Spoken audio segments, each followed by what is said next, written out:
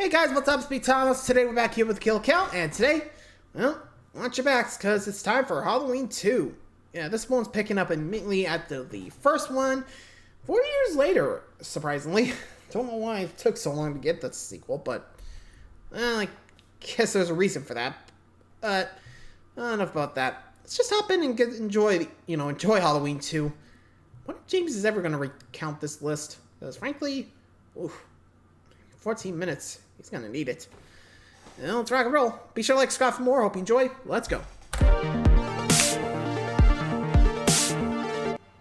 Welcome to the Kill Count, Hey, where we tally up the victims in all our favorite horror movies. I'm James A. Janice, and today we're looking at Halloween 2, released in 1981. This was meant to be the end of Michael Myers, as written by John Carpenter and Deborah Hill, and for 7 years it was, since Halloween 4 didn't come out until 1988, and Halloween 3 was, well, the mask one. I'd say most horror fans consider this a solid sequel, which is a rarity in this series. It helps that director Rick Rosenthal and returning DP Dean Cundey maintained the original film's effective visual style, even as the audience got to see much more of Michael Myers, now played by stunt performer and coordinator Dick Warlock. Different actor, but at least it's the same mask. You're gonna miss that mask later on, trust me. Halloween 2 picks up mere seconds after the original's ending, and takes place mostly in the hospital that Laurie Strode is taken to. My biggest issue with this movie is that Laurie is mostly bedbound, about as lifeless as the wig Jamie Lee Curtis is wearing since she had cut her hair short. But at least Sam Loomis is still around, even if he is already descending into crazy loose cannon territory. Gorehounds will be pleased though, since this movie replaces the original's quiet atmospheric murders with much more graphic kills. Let's see how many there are and get to them. Now let's rock and roll up to the hospital. The movie begins with Mr. Sandman performed by the Chordettes, beginning the franchise's weird fascination with that song. Wouldn't that song be more appropriate for Freddy Krueger? We actually watched the last couple of minutes of the original play out again, although new footage changes it so Loomis shoots Michael 7 times, and has the killer falling off the front yard balcony instead of the back. Either way, same as before, that boy be gone. Loomis loses his shit, and we get to hear the re-synthesized theme after he yells at one of the neighbors. I've been trick-or-treated to death tonight. You don't know what death is. After the opening credits, we get another first-person shot, and although it's kind of copying the original, it works because Rosenthal was trying real hard to make Halloween 2 feel like the second part to one complete movie alongside the original. Plus, we get Dr. Loomis loosening a few bolts already. I shot him 6 times. I shot him 6 times. I shot him in the heart. I shot him 6 times. Well, in that new clip it was 7, but if you insist, we can call it 6. First-person Michael Well, to be fair, I think with the gun Loomis had, he only had 6 shots. Not sure why they did 7. I mean, you have to ask, why 7? Maybe he missed that first or final shot? I don't know. Anyway.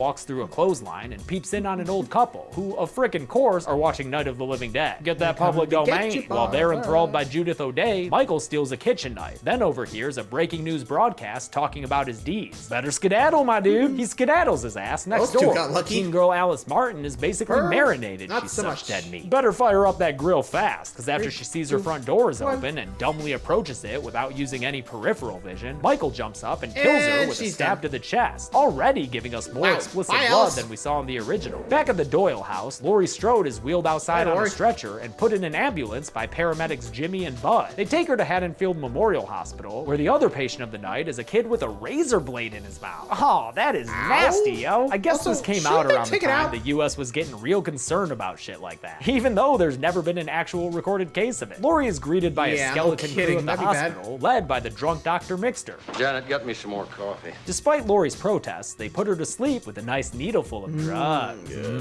Dr. Loomis and Sheriff Brackett drive around looking for Michael, and when Loomis thinks that he sees him down the sidewalk, they pull over so the good doctor can recklessly wave his gun at this poor trick-or-treater. And then this happens. Oh!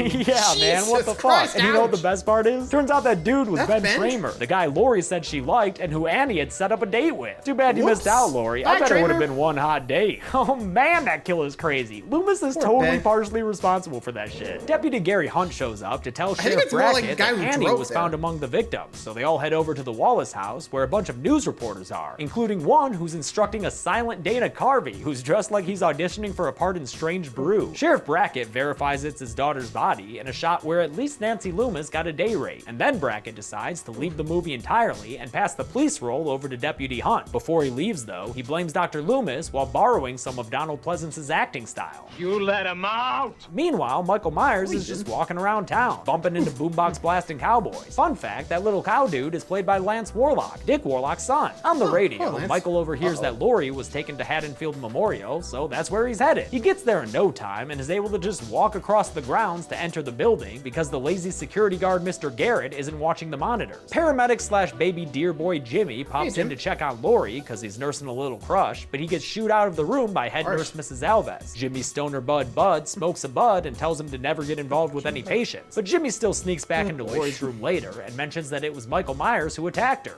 In the Myers house? That little kid who killed his sister? Oh yeah! Laurie had no idea that it was local legend Michael frickin' Myers attacking her in the first movie. You never really think about that. But if you think that's a crazy revelation, Laurie, just wait till the end of this movie. It looks like the phone line is down, so Mr. Garrett is called upon to fix it. He leaves a walkie-talkie with young nurse Janet, but fails to tell her how to use it. So you know what? It's about to be his own damn fault when he gets killed. His inevitable demise happens after a lengthy investigation of the storeroom, when he closes a door to find Michael waiting for him with a hammer claw to the head. Very reminiscent of the sheriff's death in Friday Part 2, which came out the same year, 81, big year for hammer claws. As the stoner stud Bud seduces another nurse, Karen, Laurie lies in bed and has flashback dreams of a real frank family conversation. I told you, I'm not your mother. She also has memories of a little boy sitting at a window who, you know, is obviously Michael Myers. It's all just setting us up for that reveal at the end of this movie that won't even be canon anymore in the new one coming out. Bud and Karen end up making out in a physical therapy hot tub when the scene gets a little hotter thanks to Michael Myers tampering with the temperature valve. Bud gets out to make things more congenial to his sperm count, and unseen by Karen as she towels herself off, is killed by Michael Myers strangling him in the background in a silent death. I guess he's getting choked with the length of some cord or something. It doesn't really matter. He did. Karen is obviously the next one to go, and it's probably the film's most memorable death, which we'll get to as soon as Karen stops caressing Michael's hand and putting his fingers in her mouth. Oh, gross, Karen. Yeah, that has to taste like grease and copper. After Michael is like,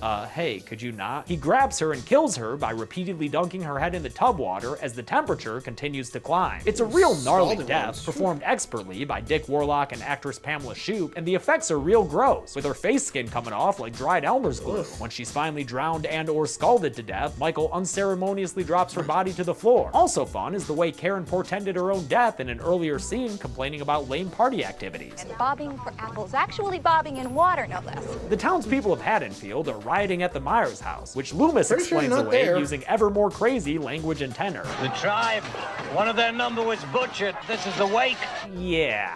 Hey, deputy, maybe take the gun away from the dude who sounds like he's on ayahuasca. The cops then head to an elementary school that was broken into and find some symbolism stabbed into a desk, as well as a word written on the chalkboard that they all mispronounce. Samhain, the festival of Samhain. For the record, it's pronounced Samhain, I guess. We get another returning character from the original when Nurse Marion Chambers shows up to talk to Dr. Loomis. I didn't recognize you. Dude, she like opened the first movie with you and got her car stolen. Come on, how could you forget this chimney of a woman? She tells Loomis that the governor has ordered him back to Smith's Grove, cause I guess by now even Springfield knows how crazy he's become. A federal marshal escorts the doctor and nurse out of Haddonfield, with Loomis muttering about evil and shit, until Marion shuts him up by saying that they found a secret file on Michael Myers with some juicy backstory in it. That girl, that Strode girl, that's Michael Myers' sister. That's right, this is the reveal that Laurie Strode was Michael's baby sister, and that after her and Mikey's parents died, she was adopted by the Strodes. Loomis yells at the marshal that Michael must be on a mission to kill his little sis now, and pulls a gun out on the officer as he orders him back to Haddonfield. What does you fellas usually do? Fire a warning shot, right? Oh man, Loomis, you were getting so fucking arrested after all this, dude. Back at the hospital, Jimmy pays Laurie another bedside visit, only to find her totally unresponsive. He calls in one last nurse I've got to introduce, Nurse Jill, who sends Nurse Janet to fetch Dr. Mixter, you know, if he's not too deep in his mixers. Turns out it's actually worse than mere inebriation, because Nurse Janet finds Mixter dead in his chair with a syringe in his eyeball. It's a fun discovery death, although I'm not sure what the kill specifics are. Was there a drug in that thing, or just air, or what? Janet stumbles back straight into the shape, who materializes behind her, then sticks a needle that's definitely just full of air straight into her temple, and then presses down on the plunger, killing Nurse Janet with what I guess would be an instant embolism, right? Like, you don't want air in your body where it shouldn't be, man. Oh yeah, then Michael does another head tilt. Classic. With no mixer in sight, Jimmy runs to get Nurse Alves, and Nurse Jill gets distracted by a bed buzzer from another room, allowing Michael to walk into Laurie's room and start stabbing away at her bed. But turns out it's not Laurie at all under those covers. It's pillows. Yeah, Laurie's finally up and kinda walking around. Sadly not for long though, since she finds a room to hunker down in and just passes out again. Damn it! Jimmy comes across head nurse Alves lying dead in an operating room, and things get kinda giallo as we see that her blood has been drained out all over the floor. After Jimmy realizes what's going on, he turns around to leave, only to slip and land on his back in the middle of this blood puddle. Puddle? He'll be out for a while. While he takes a nap, Laurie decides to give that whole consciousness thing a go again, and that's when Nurse Jill runs into her in the hallway. Too bad Michael's there too. He uses a scalpel to stab Nurse Jill in the back and murders her by lifting her body high up off the ground in a nicely done kill that echoes Bob's from the original, but with a little more panache, since the shot of her feet shows her shoes falling off. Solid kill, Michael. Way to be. It's time for Michael v. Laurie Part Duh. In another classic slasher chase scene where the killer stalks the victim at a snail's pace and the final girl runs into the corpses of previous victims, even if they're characters she's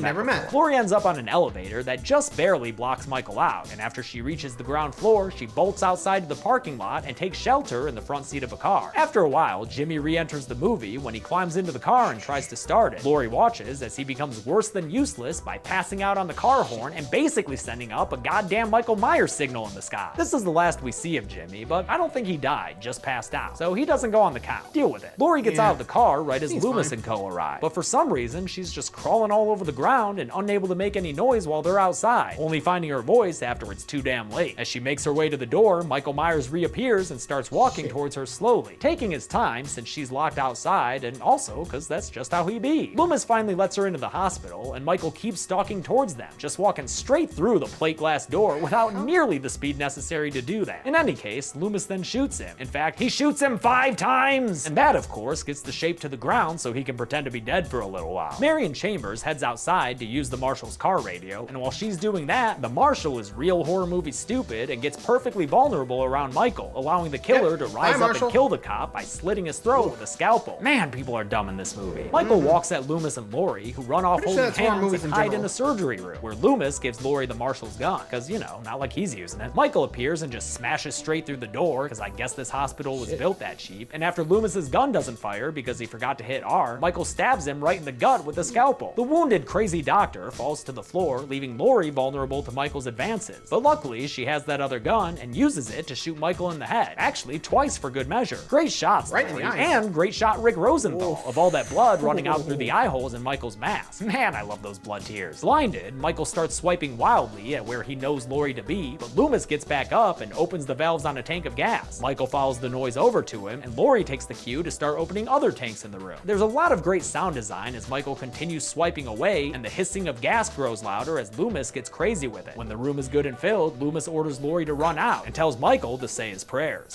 It's time, Michael. With that, we get a giant hospital explosion that fills the hallway with fire. From the flames exits Michael Myers, trying one last time to keep on keeping on. In a fire stunt that was so hot, Dick Warlock got burns on his arms from the zippers on his flame suit. Thankfully, they don't put metal zippers on flame suits anymore. The heat proves to be too much for Michael, and he collapses to the ground. And although this was originally the death of both Michael and Loomis, that was retconned in Halloween 4, so nope, they don't go on the kill count. The movie ends the next morning, with just a bit more of Sheriff Brackett and Dana Carvey as Laurie is wheeled out to an ambulance. Michael Myers continues to burn as Mr. Sandman plays once more. You know, statistically, you are most likely to die in a hospital. How many people was that true for in Halloween 2? 10? Let's find out and get to the numbers.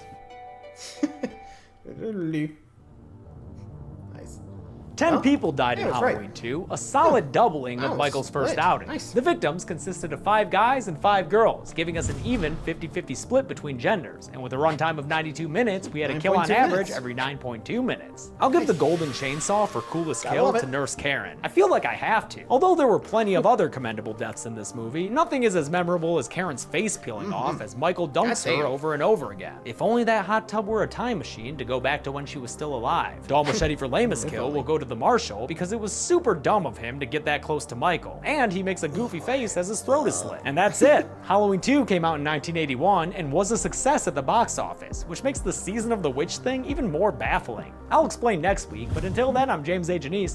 This has been The Kill Count. Thanks a lot for watching. Well, there you go. Halloween 2, the first end of Michael Myers. Let me know what you guys think. Honestly, man, I kind of wonder what it would look like if, like, say, the first movie and the second movie were, like, you know, combined into one. You know, like, as soon as, like, Michael was done, or at least supposed to done, it was, like, gone. We go back to 2 and, well, have what we had. I don't know, like, two cohesive moments, but what do you guys think? Let me know in the comments, and until next time, like, subscribe for more. Laters.